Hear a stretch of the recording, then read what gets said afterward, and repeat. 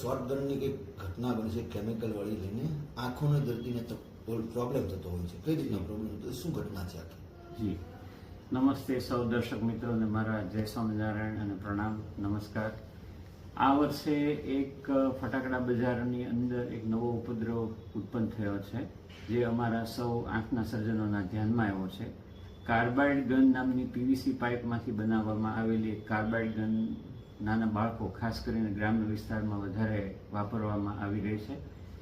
જે carbide gun શું છે એ આપણે સમજીએ તો પીવીસીના પાઇપમાં એક કાણું પાડી અને પાછળ એક ગેસ લાઇટર ફિટ કરવામાં આવે છે અને એ ઘરઘરાવ કામચલાઉ બનાવી શકાય છે. એટલે ઘણા બધા ફેરિયા જેવા કારીગરો હોય એ આવી બનાવી અને બજારમાં વેચી રહ્યા છે. હવે કાર્બાઇડ શું વસ્તુ છે? તો કાર્બાઇડ એ એક એવો પદાર્થ છે કે જે કેળા, કેરી, ચીકુ વગેરે કાચા ફળોને ઝડપથી પકાવવા માટે ઉપયોગમાં આવે છે અને બહુ છૂટથી બજારમાં અવેલેબલ હોય છે. એના ઉપર કોઈ લાયસન્સ કે રિસ્ટ્રિક્શન કે એવું નથી. હવે આ કેલ્શિયમ કાર્બાઇડ નામનો જે પદાર્થ છે જે આ ફળોને પકાવવા માટે યુઝ કરવામાં આવે છે, એ કેલ્શિયમ કાર્બાઇડની અંદર જ્યારે પાણી ભેળવવામાં આવે અથવા તો પાણીની અંદર જ્યારે કેલ્શિયમ કાર્બાઇડને ભેળવવામાં આવે ત્યારે તેમાંથી એસિટિલિન નામનો એક ગેસ ઉત્પન્ન થાય છે. હવે એસિટિલિન ગેસ છે જે અત્યંત ઇન્ફ્લેમેબલ છે, અત્યંત જ્વલનશીલ છે અને ધડાકો કરીને એ સળગે છે.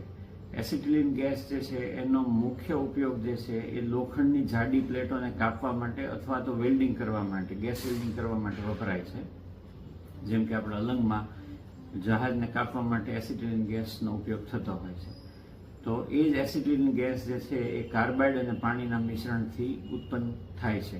હવે ગનની અંદર થોડું પાણી નાખવામાં આવે અને પછી થોડો પાવડર, કાર્બાઇડનો પાવડર નાખવામાં આવે અને પછી કાણું બંધ કરી અને લાઇટરને જ્યારે આપણે પ્રેસ કરીએ તો અંદર સ્પાર્ક થાય અને અંદર સ્પાર્ક થાય એટલે જે ગેસ અંદર ઉત્પન્ન થયો છે, લગભગ 30 સેકન્ડ જેવું લાગે પાણી અને ગેસ બંને મિશ્રણ કર્યા પછી. એ 30 સેકન્ડ પછી જો આપણે આ લાઇટરના બટનને પ્રેસ કરીએ એટલે અંદર સ્પાર્ક થાય અને મોટા ધડાકા સાથે એમાંથી આગળ આગનો ગોળો ઉડતો હોય છે.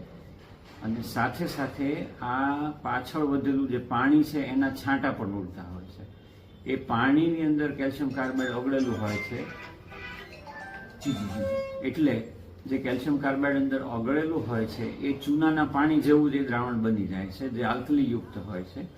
એટલે કેલ્શિયમ કાર્બાઇડનું ઠરેલું પાછળનું જે પાણી છે એ પાણીના છાંટા જો આંખમાં જાય તો તત્કાલ આંખની કીકી જે છે એ સફેદ થઈ જાય છે અને તાબડતોબ એ જ મોમેન્ટે દર્દીનું જે વિઝન છે એ ચાલ્યું જાય છે અને પછી મોટાભાગના કેસમાં એ સફેદ થઈ ગયેલી કીકી જે છે એ પછીથી પાછી પારદર્શક થતી નથી. એટલે કાયમી અંધાપો, આંશિક અંધાપો અથવા તો ટોટલ અંધાપો એ દર્દીઓને આવી જતો હોય છે.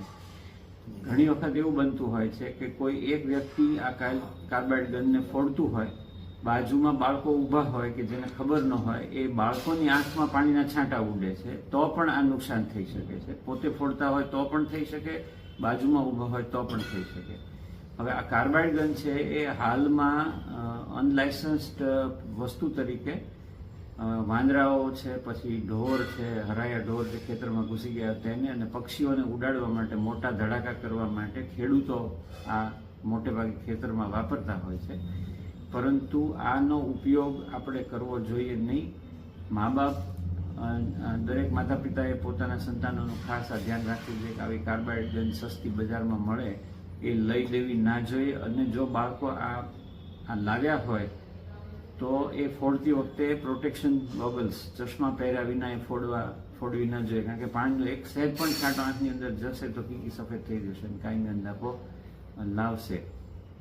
ઉપરાંત મારા ઇન્ટરનેટમાં થોડું રિસર્ચ કરતાં મને એ પણ જણાયું છે કે આ કાર્બાઇડ ગનની આગળ જો કોઈ ગોળો ભરાવવામાં આવે તો આનો વેપન તરીકે પણ ઉપયોગ થઈ શકે છે. એમાં કોઈ લોખંડનો છરો કે એવું ભરાવવામાં આવે, અણીદાર કોઈ વસ્તુ, તો that can work as a bullet અને લગભગ 60 થી 70 ફૂટ સુધીની રેન્જમાં એ ફાયર કરી શકાય. એટલે આનો ખતરનાક ઉપયોગ દેશી તમંચા તરીકે પણ થઈ શકે. ઘણા લોકોએ એવી રાઇફલ પણ આમાંથી બનાવી છે અને રાઇફલની ઉપર ટેલિસ્કોપિક ટેલિસ્કોપ માઉન્ટ કરીને એની ટેલિસ્કોપિક રાઇફલ પણ બનાવેલી છે, નાની પિસ્તોલ પણ બનાવેલી છે.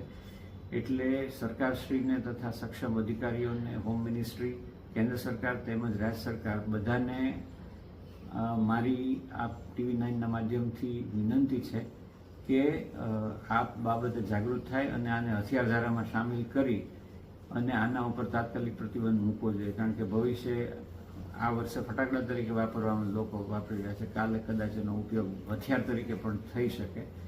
એટલા માટે તાબડતોબ આને અટકાવવાની પણ જરૂર છે. ભાવનગર SP સાહેબને મેં વિનંતી કરી અને માહિતી આપી તો ભાવનગરના SP સાહેબે તાબડતોબ આના ઉપર એક્શન લઈ અને જ્યાં જ્યાં પણ આવું વેચાણ થતું હતું એ બધાનું તાબડતોબ અટકાવવાનું એમણે કાર્યવાહી કરી છે, જે બદલ આપણે સૌ SP સાહેબ નીતિશ પાંડે સાહેબનો ખૂબ ખૂબ આભાર માનીએ અને આ વાતને એસ્કેલેટ કરી અને રાજ્ય કક્ષાએ અને દેશ કક્ષાએ, કારણ કે આખા દેશમાં આ વર્ષે આ ઉપદ્રવ ચાલુ થયો છે, તો નેશનલ લેવલે પણ આ વાતને એસ્કેલેટ કરવાની જરૂર છે.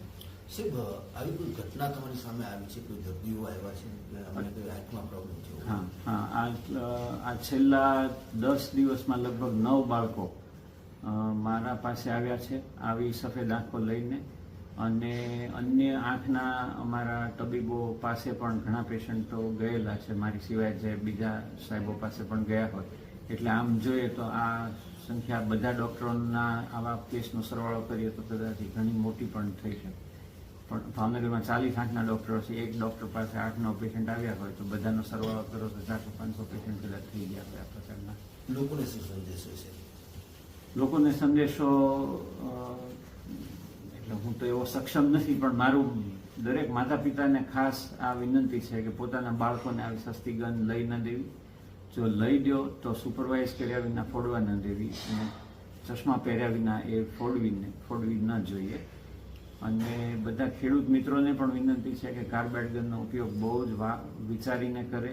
જે કોઈ પણ આ ગનનો ઉપયોગ કરે એને ચશ્મા, ગોગલ્સ, પ્રોટેક્શન ગોગલ્સ પહેર્યા વિના ન કરવો જોઈએ, કારણ કે એની અંદરથી ઉડતું જે પાણી છે એ પાણી જે છે એ કેલ્શિયમ કાર્બોનેટનું જ પાણી છે, એટલે કે ચૂનાનું જ પાણી છે. અને જેમ ચૂનાનો છાંટો આંખમાં પડે ને કીકી સફેદ થઈ જાય, એ જ પ્રકારે કેલ્શિયમ કાર્બાઇડનો પાણીનો છાંટો આંખમાં પડે તો તરત જ કીકી સફેદ થઈ જાય છે અને પરમેનન્ટલી સફેદ થઈ જાય છે, પછી પાછી ચોખ્ખી થઈ શકતી નથી.